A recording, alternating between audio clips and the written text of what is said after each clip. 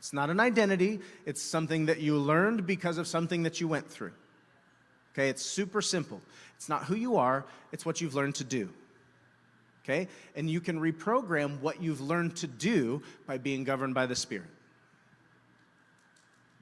Good news, right? So what you've learned to do in environments of trauma, what you've learned to do in environments of disappointment, what you've learned to do in environments of dysfunction, you can actually make them dead to you by living subject to truth.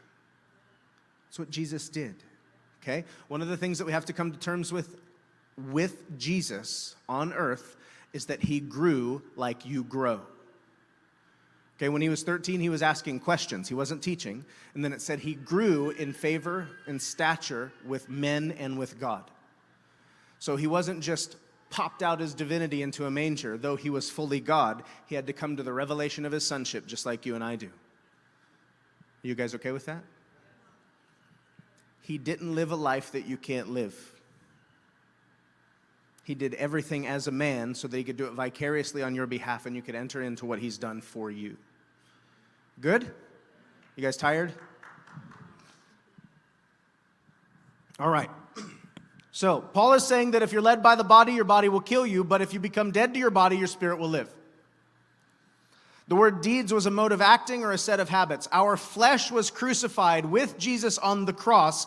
The faculty that stores the habits of your flesh is your soul.